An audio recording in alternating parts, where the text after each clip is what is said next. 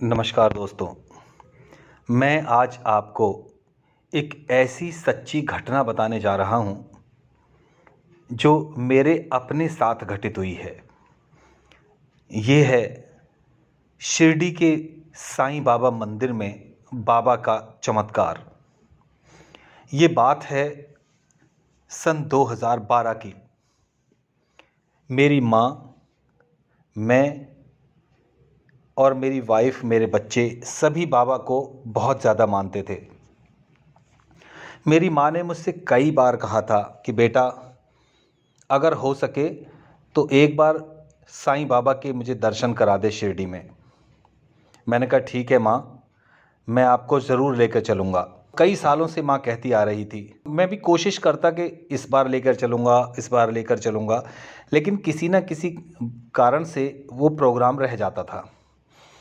मेरी माँ, जो कि एक लीवर सिरोसिस की पेशेंट थी सन 2007 से, और लगभग हर साल वो हॉस्पिटलाइज होती थीं और वहाँ उनको 4-5 बॉटल ब्लड के देने पड़ते, 5-6 दिन हॉस्पिटलाइज रहना पड़ता और फिर वो घर वापस आती थीं।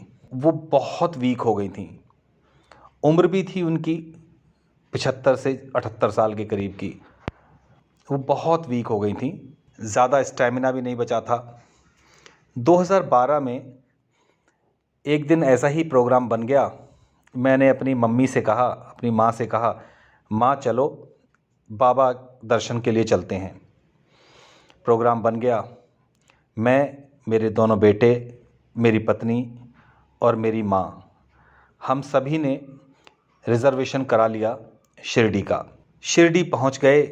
वहाँ दिल्ली के साईं बाबा मंदिर जो रोहिणी में स्थित है, उन्हीं लोगों ने एक गेस्ट हाउस बनाया हुआ है।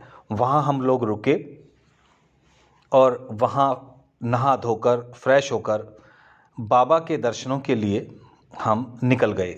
लाइन बहुत लंबी थी। हम लाइन में लगकर जैसे तैसे बाबा के प्रांगण में पहुँचे। वहाँ और भी ज़बरदस्त भीड़ थी। दोनों तरफ बैरिकेडिंग की हुई है।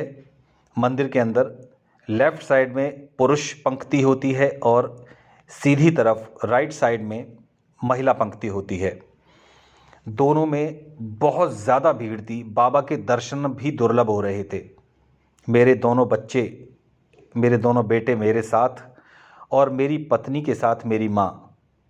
मेरी माँ का इतनी देर तक लाइन में लगकर आने में बिल्कुल उनके अंदर हिम्मत नहीं बची थी कि वो खड़े होकर ही वो इंतज़ार करें। बाबा के प्रांगण में पहुंच तो चुके थे हम लोग, लेकिन बहुत ज़्यादा रश होने के कारण, बहुत देर तक खड़े होने के कारण माँ की तबीयत खराब होने लगी थी। इधर दूसरी पंक्ति पे मैं और मेरे दोनों बेटे खड़े थे। मेरे बेटे छोटे ही थे, दोनों बच्चे।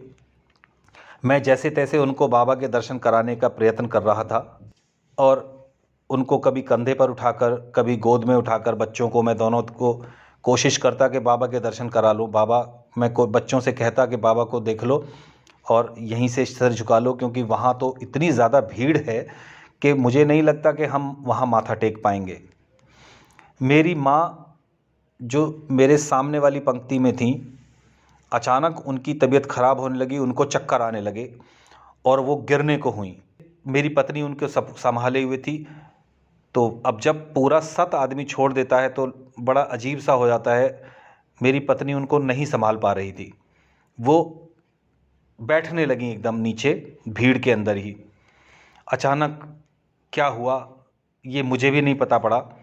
अचानक बीच का गेट खुला और जो बाबा के वहाँ दरबान खड़े होते हैं, उन्होंने जब देखा कि ये माताजी जो हैं वो बैठ रही हैं, चक्कर आ रहे हैं, गिरने की तैयारी है इनकी, उन्होंने वो गेट खोला तुरंत और मेरी माँ को सहारा देकर सीधे बाबा की समाधि के पास ले जाकर मेरी पत्नी को और मेरी माँ को बिल्कुल खड़ा कर दिया और माथा टिकवाया।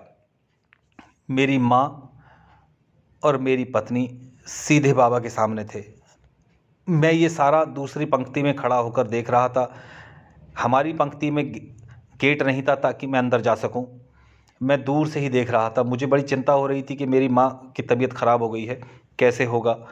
लेकिन ये बाबा का चमत्कार ही है, उन्होंने बीच भीड़ में से उनको निकाल कर अपने पास बुला लिया। माँ को अच्छे से माँ ने दर्शन किए, बाबा की समाधि पर माथा टेका, और जो पुजारी जी थे उन्होंने बाबा की माला मेरी माँ को पहना दी, और पानी के जो छींटे थे कुछ जल के, वो मेरे माँ के ऊपर फेस पर मारे ताकि उनको कॉन्शियस हो सकें। माँ मेरी जैसे बाबा को माथा टेका, बाबा का जैसे आशीर्वाद उनको मिला हो, वो पूरे कॉन्शियस हो गई, पूरे उनके अंदर जैसे पूरी ताकत आ गई हो, पूरा स्टेमिना आ गया हो उनके अंदर। मेरी आंखों में आंसू थे, मेरी पत्नी की आंखों में आंसू थे। हम लोगों ने भी धीरे धीरे भीड़ चली, हम लोगों ने भी आगे जाकर बाबा के समाधि पर माथा टेका। हम लोगों को तो ज़्यादा टाइम नहीं मिला बाबा के माथा टेकने का, लेकिन हम लोग साइड से फिर निकलकर पीछे की साइड में आ गए और इंतज़ार करने लगे कि कब मेरी माँ को लेकर मेरी पत्नी बाहर आएंगी। लगभग 10-15 मिनट बाद काफ़ी देर तक मेरी मम्मी जो है, मेरी माँ बाबा के सामने बैठी रहीं वहाँ बाहर, वहीं प्रांगण में बाबा के समाधि के पास ही। और 15-20 मिनट बाद कम से कम वो वापस पीछे निकल कर आईं, और मेरी माँ ने कहा कि भैया बेटा, मुझे तो ऐसा लग रहा था कि बाबा ने हाथ पकड़कर मुझे अपने सामने बुला लिया हो और कहा हो कि बेटा तू क्यों चिंता करती है, मैं हूँ ना। तो ये कुछ संस्मरण था मेरे साथ जो घटित हुआ है, बाबा की साक्षात आशीर्वाद का, बाबा की साक्षात कृपा का मैं आप लोगों से ये शेयर कर रहा हूँ। ओम साई राम।